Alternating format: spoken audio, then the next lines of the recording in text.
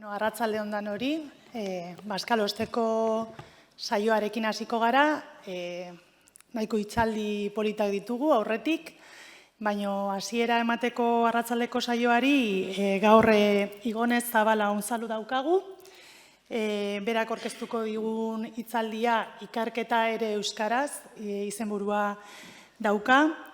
Eta Igone nik uste dut gehienok ezagutzen dugula, baina hala eta guztiz ere aurkezpen txiki bat egingo diot. Bera biologian lizentziatua da eta euskal filologian doktorea. Euskal Herriko Unibertsitateko Zientzia eta Teknologia Fakultateko irakaslea da. Eta gaur egun ere Euskara eta Hizkuntza Plangintzarako EHUko errektore ordea da. Bere ikerketa lerroari dagokionean, doktoretza egin berritan sintasian eta morfologian lan egin zuen, baina aurrerago bere ikerketa zuzendu zuen terminologiaren eta euskararen garapen lexiko diskurtsiboaren alorrera.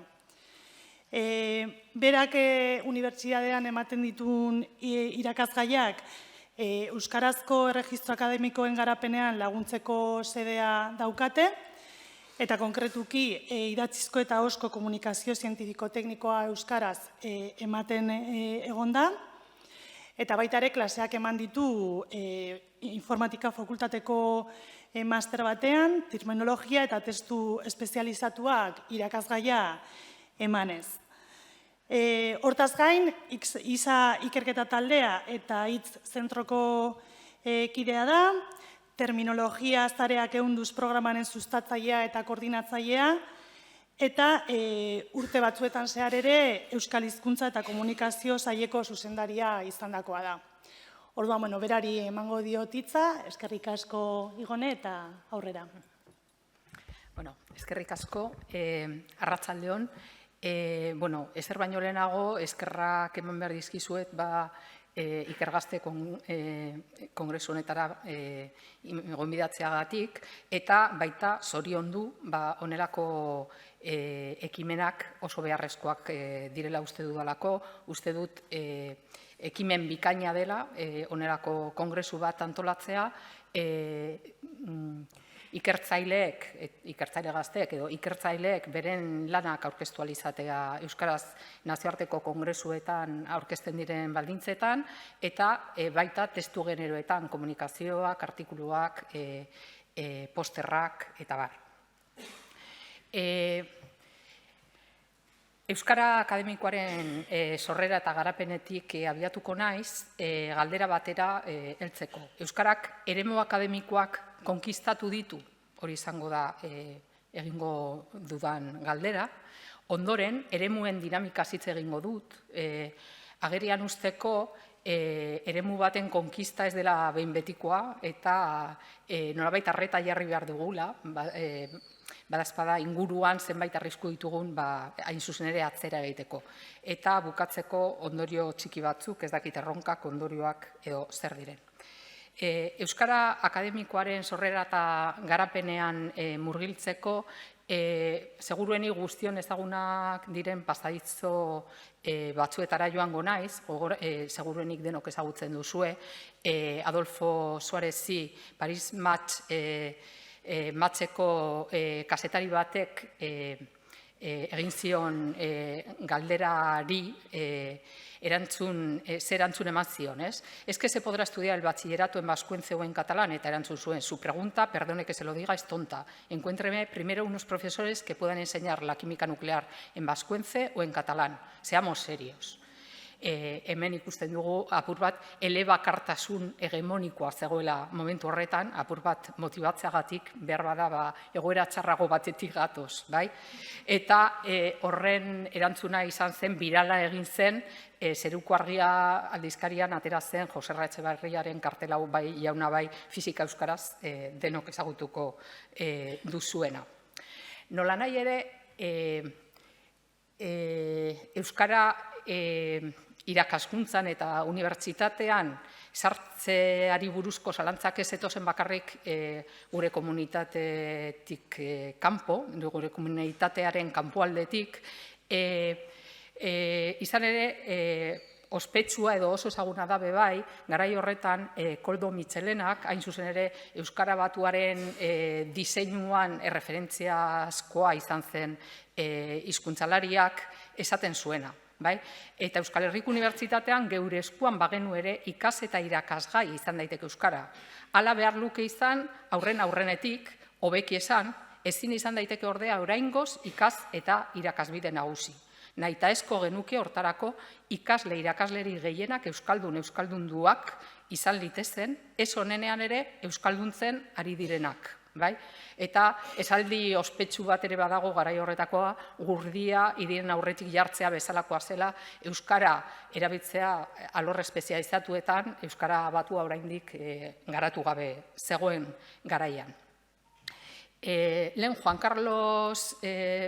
Carlosek ere erreferentzia egin dio kontu bati, eta da, 60ko hamarkadan hizkuntza plangintza disiplina modura garatzen hasi zenean, hor bazegoela, dekolonizazioaren garaia zen, eta orduan planteatzen zen galdera bat zen, nolakoak izan behar dira hizkuntza nazionalak izateko.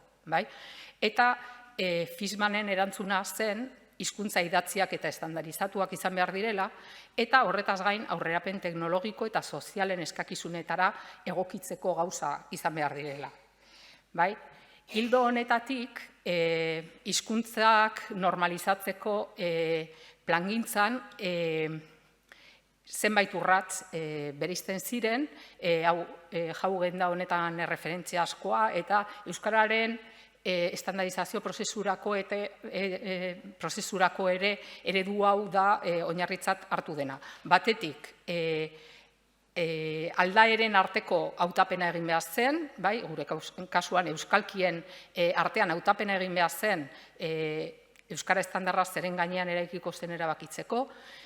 Bestetik, kodifikatu egin behar da estandarra, horrek esan nahi du ortografia, gramatika eta lexikoa finkatu behar direla, eta horretaz aparte, zeren honelako arauek ez badaukate erabilerarik hiztunen komunitatean ez dute zertarako balio, hizkuntza benetan txertatzeko nahitaezkoa da hiztunen erabilera, orduan kodifikatutako baliabide horiek ezarri behar dira, hemen ezarpena erabiltzen da askotan euskaraz, baina ezarpena baino gehiago implementazioa esan beharko genuke, zeren arauak benetan garatzen dira testuetan edo erabileretan aplikatzen direnean, eta hain zuzen ere ezarpena edo implementazioa da elaborazio funtzionalaren abiapuntua.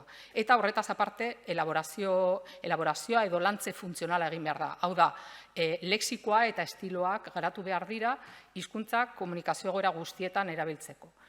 Hau nola egiten da, espezializazio maila desberdinetako testuak sortuz eta estandarizatzen doan hizkuntza hori horietan erabiltzen. Beraz, hemen erabiltzaileen edo hiztunen ekarpena nahitaezkoa da edo zein hizkuntzaren normalizaziorako. Hemen badago beste urrats bat garrantzitsua dena, da bebai ezarpenaren ebaluazioa egin behar da eta berriro aztertu behar dira arauak ez badira ezarri erabileran, hau funtsezkoa da. Eta honekin lotuta, laster ikusi zuten, batez ere Quebec aldean eta terminologia plangintza ere nahitaezkoa zela elaborazio edo lantze funtzional horretarako, terminologia plangintzan ere adituen ekarpena nahitaezkoa da, zeren hain zuzen ere abiapuntua da ikertzea adituek erabiltzen duten terminologia, normalizazioa, ezarpena eta ebaluazioa ere hemen tartean egon behar da. Gure kasuan, hemen ez dute esan, Jaugenek berak azpimarratzen duen kontu bat dela, naiz eta hizkuntza plangintzan atal hauek bereizi, normalean ez direla bata bestearen atzetik datozen urratsak, gainezartzea dela normalena, urrats horiek gainezartzea dela ohikoena.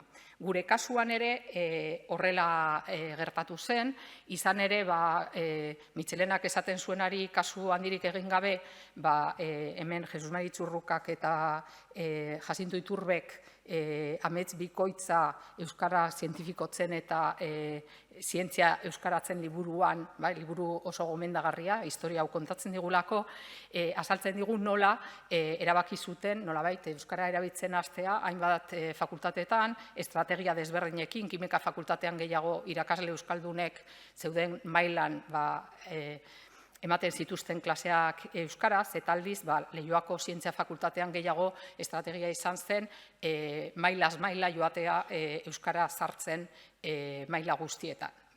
Hemen helburua azkenean zen ikasleek ere sentitzea ekimen baten parte zirela eta ikasleen arteko kohesioa indartzea proiektuari indar handiagoa emateko.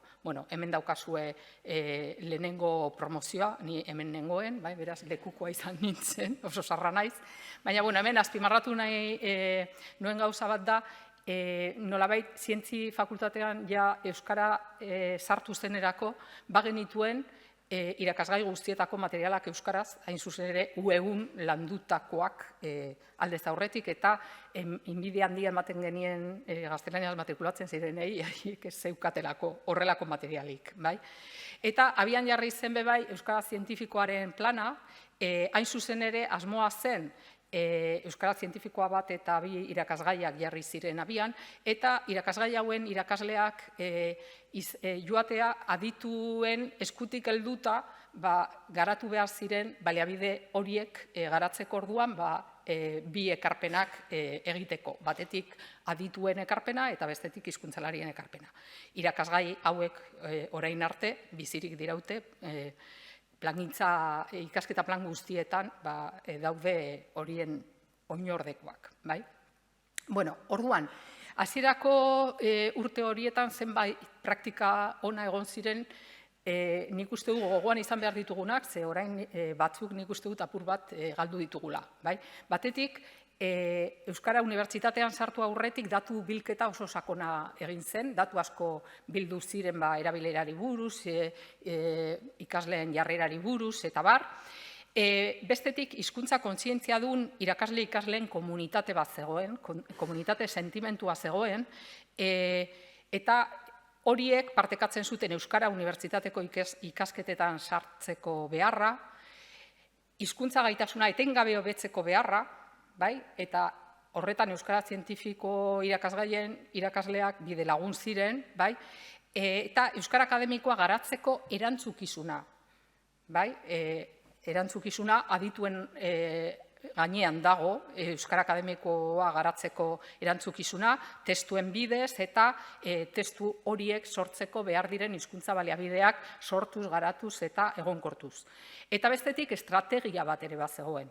Eusko Jaurlaritzako eta unibertsitateko organoetan egitasmoa aurrera eramateko erabakien lanketa eta nolabait botuen lanketa eta beti estrategia bat, baita irakasleen kantera zaintzeko estrategia bat, beti, demagun alor honetan behar da euskaldunen bat, nor izan daiteke, estrategia bat zegoen, eta bestetik tesiak euskaraz egiteko estrategia bat, irakaskuntzarako materialak prestatzekoa, divulgazio artikuluak idaztekoa, eta baita terminologia hiztegiak egiteko ere. Adibidez, UCEIk terminologia hiztegiak egiten zituenean, parte hartzen genuen ikasleek, irakasleek, eta bar. Eta bestetik, ikasleak euskaraz matrikulatzera bultzatzeko estrategiak. Ikasleak konbentzitu behar ziren horretarako. Hau oso azkar pasatuko dut, ez dira, hauek dira gaur egun euskararen adierazle sisteman ageri diren datuak, nahiko datu ilunak dira, zeren 100% hartzen da, ikasle hartzen dute, ikasle batek gradu osoa euskaraz egiteko beharko lukeena, eta ez gradu batean zenbat irakasgai ematen diren. Beraz, nahiko desitxuratzen ditu datuak. Baina, ikus dezakegu EH1 eskaintzen direla irakasgaiak euskaraz beste inon baino gehiago, baina hala ere ez gaztelania beste. Eta hori euskarazko irakasgaietan, adibidez, euskara plangideariko irakasgaiak ere sartzen direla, eta hori distortzio bat dela, eta hainbat datu gradu 3 eledunak eta alde batera uzten direla. Eta, eta bestetik Euskara zientifikoaren irakasgaien oinordekoak ere badaude, bai? Datu hauek are nazgarriagoak dira, hau da, garrantzitsua da, zeren Euskararen adierazle sisteman horrela kontatzen dute, bai? Orduan, hemen ageri diren datuak dira, gutxienez ECTS bat Euskaraz egiten duten ikasleen kopurua. Orduan, hemen ikusten duzu adibidez, Mondragon Unibertsitatea EHUren gainetik agertzen dela, baina, EHUn Euskaraz ikasten duten ikasle gehienek 140 kreditu egiten dituzte, eta Mondragon Unibertsitatean gerta daiteke bat izatea. Hau esaten dut oso garrantzitsua dela, zere gure hizkuntza plangintza egiteko eta baliabideak eskatzeko nola tratatzen diren datuak, bai? Baina, horretaz aparte, aditu euskaldunen artean ere bazegoen beste eztabaida bat. Eta zen, Euskara irakaskuntza materialetarako eta divulgaziorako eta bakarrik erabili behar dugu, edo baita doktoretza tesietarako eta testu espezializatuetarako. Eta batzuen erantzuna zen, honetan zentratu behar gara, eta beste batzuen erantzuna ez doktoretza tesiak ere euskaraz egin behar ditugu. Hemen ikus dezakezue euskaraz egiten diren doktoretza tesien ebaluazioa EAZ-etik atera dut bebai alderatu alizateko alorrak eta unibertsitate desberdinak.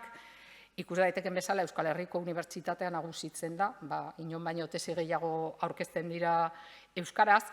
Honek lotura izan dezake bebai euskarak irakaskuntzan ere askoz ere presentzia handiagoa izatearekin, ikerketa taldeetan eta bar, hor nolabait kultibo salda hori garrantzitsua da, nik uste dut, baina, hau alderatzen nolabait, alderatzen badugu euskaraz egiten diren tesiak tesi guztiekin alderatzen badugu, ikusiko dugu 16% gehienez ere, beraz hemen nahiko proportzio txikia daukagu, eta gero euskarazko tesiak eta nazioartekoak ere asko daude, eta hor pentsatu behar da oraingo araudian horrek esan nahi duela seguruenek tesia ez dela osorik egongo euskaraz, hemen araudia aldatu nahi dugu alde horretatik. Horretaz aparte, hor badituzue kanpoan aldizkari batzuk, hainbat aldizkari daude euskaraz argitaratu alizateko, hizkuntzalaritza alorrean are gehiago eta gainera epe luzean iraundutenak baten bat desagertu dena, eta badaude zenbait aldizkari beste hizkuntza batzuetan argitaratzeaz aparte, euskaraz argitaratzeko aukera ere ematen dutenak, zenbait kongresu eta antolatzen dira euskaraz, hemen daukaguna bezala, eta beste kontua goizean atera den gai batekin lotuta, zenbaitetan nazioarteko kongresuen antolatzaileak hemengoak direnean, hemengoak edo gertaiteke katalanak, galiziakoak eta tartean egotea, batzuetan eskaintzen da aukera komunikazioak eta euskaraz aurkezteko, interpretazio euskaraz edo katalanez edo beste hizkuntza batzuetan, eta uste dut estrategia hau garrantzitsua dela guk eragiteko gaitasuna dugun neurrian hori egitea. Hori dela eta orain Euskara Errektoreordetzan deialdi bat atera dugu, honelako kongresuak edo honelako jardunaldiak antolatzen direnean, interpretazio zerbitzuak ordaintzeko diru laguntzak eskatzeko. Nolabait hor oinarri bat egon daiteke eta hainbat aurkezpen egin daitezke euskaraz. Hemen gogoeta bat oso garrantzitsua da, orain itzulpen automatikoarekin ari garela eta bar, gogoeta garrantzitsu bat egin behar dugu eta da testu espezializatuen ekoizleak adituak izan behar direla. Testu espezializatuak zer diren askotan zalantzan jarri den gauza bat, baina gaur egun esaten dena da testu bat espezializatutzat hartzeko ekoizlea behintzat aditua izan behar da. Zergatik, adituek kontzeptu espezializatuen gaineko kontrola dutelako, hiztegi elementuen balio espezializatuaren aktibazioa egin dezaketen bakarrak dira, eta gainera beren diskurtso komunitatean erabiltzen diren testu generoen ezagutza semantiko pragmatikoa dute eta beraz diskurtso horiek edo testu horiek antolatzeko gaitasuna dute. Hartzaileen kasuan aditutasun mailaren arabera kontinun bat izan dezakegu testuen espezializazio mailan. Eta hartzaileak adituak izan daitezke, alor bereko adituak edo beste alor batekoak, adituak izateko ikasten dutenak, hauek ikasleak dira, bai, adez unibertsitateko ikasleak prestatzen ari dira, adituen diskurtso komunitateetan sartzeko, bai? Eta beraz, hor erabiltzen diren testuak nahiko espezializatuak dira, oinarriak ezarri behar dituztelako, eta beste testu batzuk, adibidez divulgazioan gizarte osoa edo gizarte talde bat izan daiteke. Bai? Eta gogoeta garrantzitsu bat da, testu genero desberdinetan eta komunikazio egoera desberdinetan hizkuntza baliabide desberdinak erabiltzen direla. Beraz, hizkuntza garatu nahi badugu, hemen badituzu adibide batzuk, azkar pasatuko dut ez dakit nire ikasleren bat egongo den buruz dakite, bai, aurkezpen hau, bai, mota askotako testu generoak ditugu, eta beraz, hor hizkuntza baliabide desberdinak erabiltzen dira. Ikerketarako erabiltzen diren testuen artean baditugu ikerkuntza gaitasuna lortzea helburu duten testuak, adibidez, lan akademikoak, gradu amaierako lanak, master amaierako lanak, doktoretza tesiak, hoien defentsa, ahozko defentsa, hor ekoizleak aditu izateko ikasten ari direnak dira, eta hori aurkezten dute hain zuzen ere ikerketa gaitasuna, eta baita komunikazio gaitasun espezializatua ebaluatzeko aurkezten dituzte datu horiek, eta oso maiz egiten dira lekuan lekuko hizkuntzetan, bai? Hau da, gure esparru bat zaindu beharko genukena. Eta bestetik, jakintzan aurrera egitea helburu duten testuak, hor ekoizleak adituak dira, eta normalean espezialitatea alor bereko testuak, hartzaileak izaten dituzte, hemen ikerketa artikuloak, kongresuetako abstraktak, bai? Hemen oso maiz, hau da, zuzen ere, ingelesaren alorra, eta hemen ere gogoeta egin behar da, goizean Juan Carlos Cabrerak dizkigun gakoak interesgarriak dira honi dagokionez. Eta, gogoeta bat egin nahi dut apur bat ikusteko, gero deskribatuko ditudan gertaera batzuk edo egoera batzuk ikusteko, Euskararen kasuan, eta hau genek aurre ikusten zuen gauza bat, da, erregistro akademikoen garapena, goiko lerroan agertzen dena, gainezarri eginda Euskara Batuaren kodifikazioarekin. Orduan, hemen, adibidez, ikusi, ja, 70ko, 80ko hamarkadan, Uzteiren eskutik oinarrizko terminologia garatuta genuen, baina Euskaltzaindiaren definizio duen hiztegia 2012an argitaratu zen. Hau oso garrantzitsua da, ze garai honetan guztian garatzen egon gara erregistroak. Eta hori kontuan hartu behar da, ezin gara abiatu zerotik abiatuko bagina bezala. Eta, hemen hainbat elementu jarri ditut erregistro akademikoen garapenari laguntzen diotenak, hemen garrantzitsua da, 80ko hamarkadan ja EIMA sortu zen, azpimarratu nahi dudan elementu bat da instituzionalizazioa. Garai batean gehiago adituen ekimena edo fundazio desberdinen ekimena zen erregistro akademikoen garapena, eta gero instituzionalizatzen joan zen. EIMA adibidez Eusko Jaurlaritzan testuliburuak kontrolatzeko edo sustatzeko erakundea, 2000 urtean EHUn Euskara Zerbitzua sortu zen testu akademikoak kontrolatzeko, eta bestetik 2002an bebai terminologia batzordea sortu zen, hain zuzen ere terminologia normalizatzeko. Hemen jarri ditut korpusak baita nabarmentzeko hasieran adituen komunitatea oso komunitate txikia zen, eta besterik gabe gauza guztiak erabakitzen ziren komunitate horren barruan, asmatu behar zen nola egin, eta berehala nolabait ja erabakitzen zen, eta gutxi gora bera bide beretik joaten ziren denak. Komunitatea handitzen joan den neurrian, gehiago hurbiltzen ari gara hizkuntza normaletara, eta orduan momentu honetan jakiteko zein den erabilera edo nolabait adituen arteko loturak egiteko batzuetan beste tresna batzuk erabili behar ditugu, testu korpusak aztertzeko edo beste tresna batzuk. Baina hasieran planteatu dugun galderara heldu gara, euskarak eremu akademikoak konkistatu ditu, bai?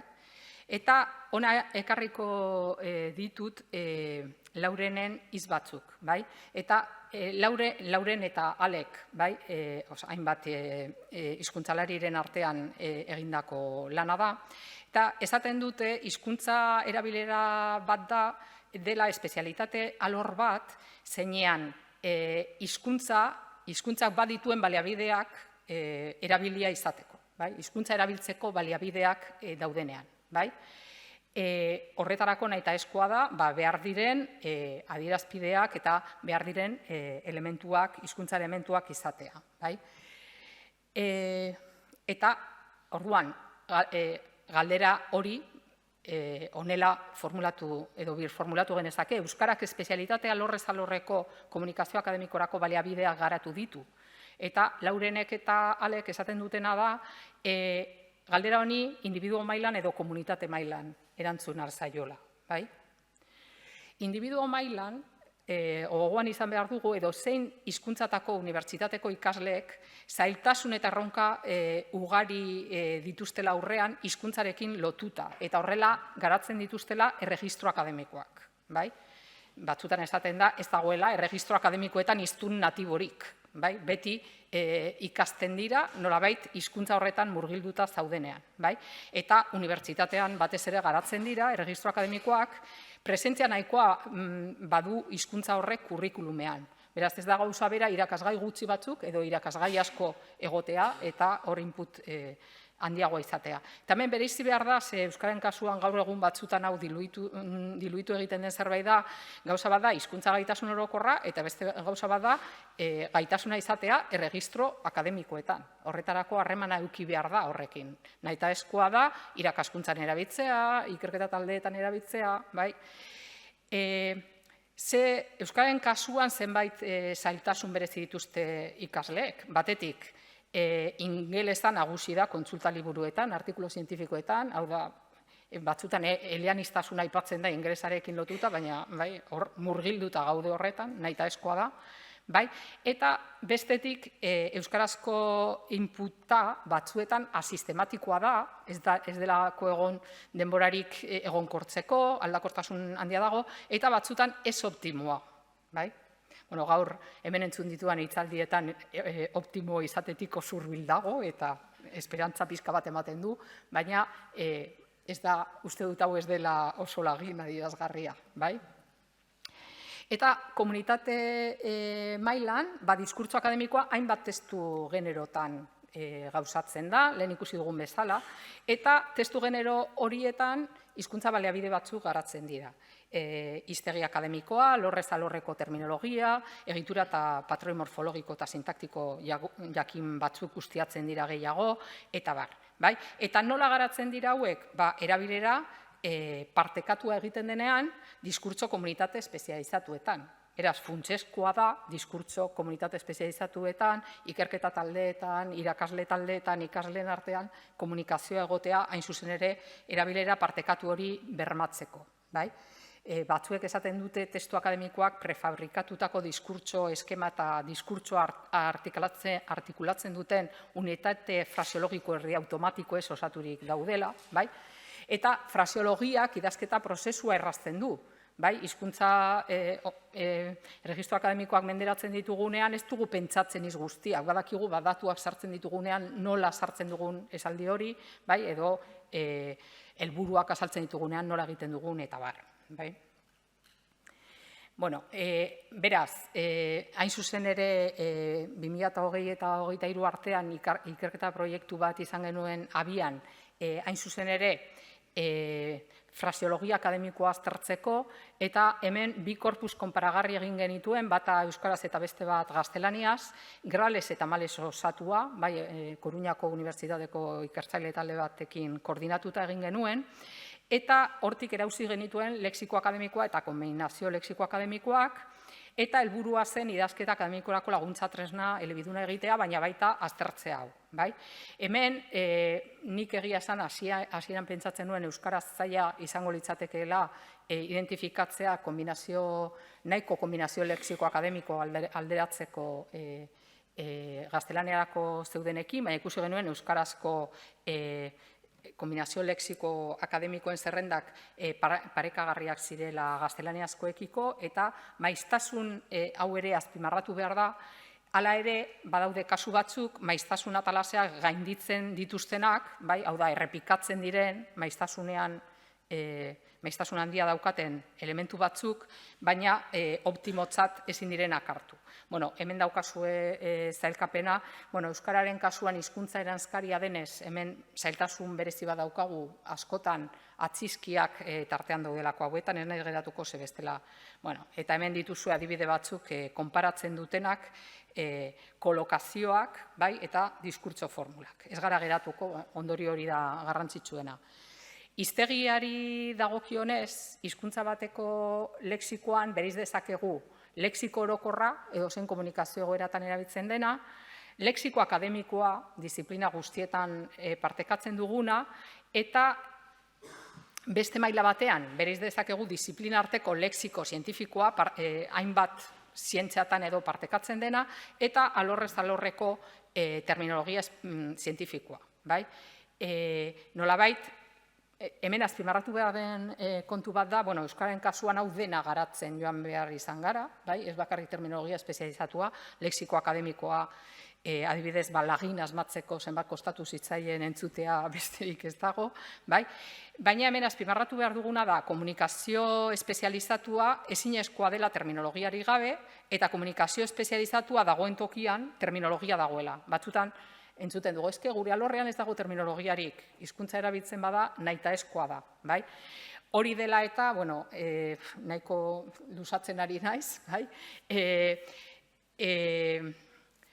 nahitaezkoa da, hain zuzen ere, erabileran finkatuta dagoen terminologia deskribatzea eta hortik abiatzea, 40 urte pasatu dira euskaraia alor akademikoetan erabiltzen ari garena, eta batzuek ezagutuko duzue terminologia sareak ehunduz programan hain zuzen ere, azpiegitura bat sortu genuen, korpus akademikoa biltzeko, terminologia erauzteko, eta gero terminologia datu basean txertatzeko. Hemen, azpimarratu nahi dut askotan terminologiari buruz hitz egiten dugunean, 3 maila bereizi behar ditugula. Batetik dago terminologia erreala, hau da, adituen testuetan erabiltzen den terminologia, terminologia kodifikatua hiztegietan eta datubase terminologikoetan jasota dagoena, zientzia eta teknologia hiztegian, txosen jasota dagoena, garrantzitsua da, ze terminologia hau edo zeinek kontsultatu dezake, eta aldiz testuetan dagoena hor dago, baina zailagoa da ikustea, eta bestetik erakunde ofizial batek normalizatzen duen terminologia. Adibidez, gure kasuan Eusko Jaurlaritzaren terminologia batzordea dago, eta Euskaltermen argitaratzen du terminologia ofizial hori. Ona adibide bat ekarri dut ikusteko nola momentu batzuetan desorekak edo egoera, tentsioak egon daitezkeen alor horien guztien artean. Adibidez, denok ezagutuko duzue, hau zer den Petri kasa bat edo, Euskaltermen begiratzen baduzue, Petriren kasa da proposatzen duten terminoa, hau kimika hiztegian agertzen zen 1980an, eta nik biologia egin nuenean, 1980 ikasturtean, ja, esaten genuen Petri kutxa. Beraz, hor geratu da, datu baseetan, adibidez txosen ikus dezakegu Petri plaka eta Petri kutxa agertzen dela, eta Garaterm korpusean kontsulta egiten badugu, ikusten dugu Petri kutxa, Petri plaka, Petri kutxatila agertzen dela, askotan korpusetan begiratzen dugunean, espero ez ditugun gauzak ere agertzen dira, eta, hemen ikus dezakegu, hemen Petriren kutxak 0 agerraldi ditu gure korpusean, Petri kutxak 51 agerraldi, eta egile kopuru 10, hemen garrantzitsua da maiztasuna eta dispertsioa, ze Petri plakak 25 agerraldi ditu, baina 15 erabiltzaile, beraz, erabilera aztertzeko batzuetan hau garrantzitsua da. Beraz, hemen espero izatekoa litzateke, hain zuzen ere, Euskaltermen termino hau berrikustea, hau adibide txiki bat da, besterik gabe, bai? Beste batzuk ekarri ditut, bai duela gutxi erabaki dute mitokondria eta taxon egin behar dela, bai? Erabilerari erreparatzen badiogu ikusten dugu garatean korpusean mitokondrio gailentzen dena eta gainera forma zuzena da grekeratik datorrelako, beti erabili izan duguna, nik uste dut, nire garaian, bai? Eta taxoi, egia da hor batzutan presioa egon dela, bai? Baina hemen markatu ditut berdez Euskaltzaindiaren hiztegian agertzen direnak, bai? Eta baita Euskaltermen ere, bai?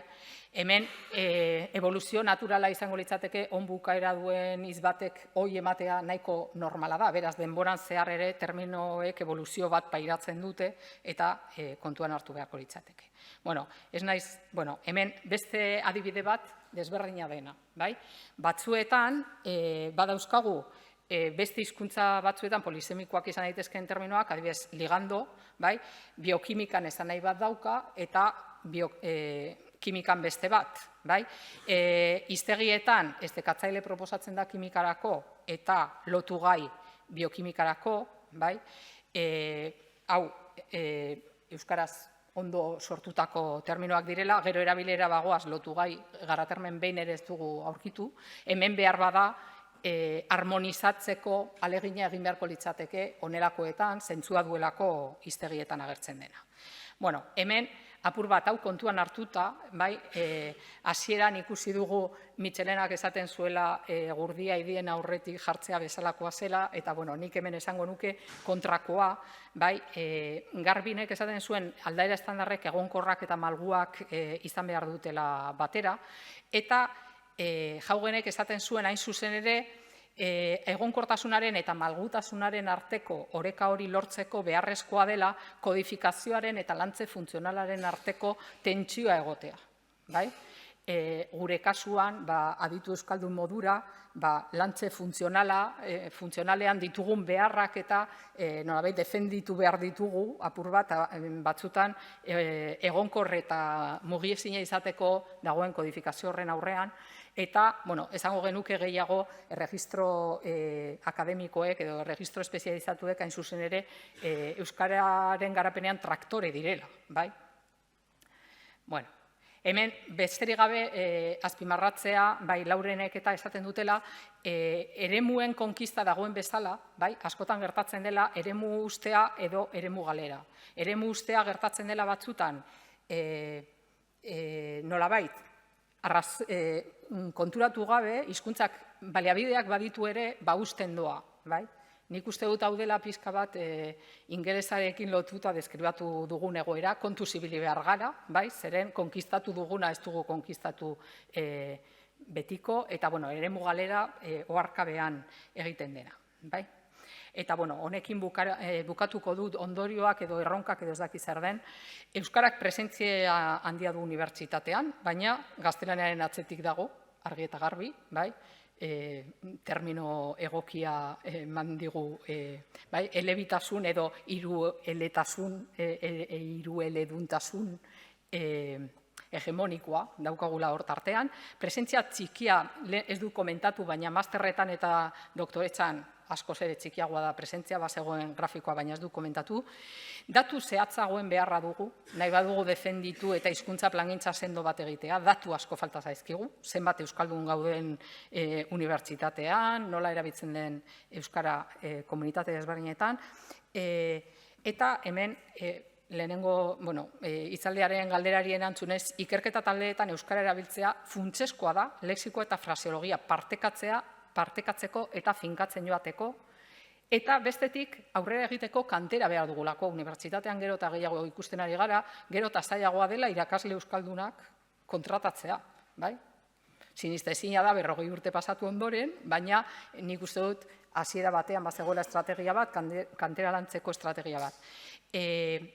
Lexiko eta fraseologia akademikoa garatuta daude, baina badaude zenbait elementu optimoak ez direnak eta hemen laguntza baliabideak ere jarri behar dira. Terminologia deskribatu, kodifikatu eta harmonizatu behar da, horretarako terminologia plangintza sendoa behar da, eta Euskara estandar orokorraren kodifikazioaren eta lantze funtzionalaren arteko tentsioa badago, eta tentsio hori nolabait erabili behar da erabileraren ebaluazioa egiteko eta estandarizatutako baliabideen eguneratzea egiteko. Bueno, eta eskerrik asko, ez dakit asko pasatu nahi zen.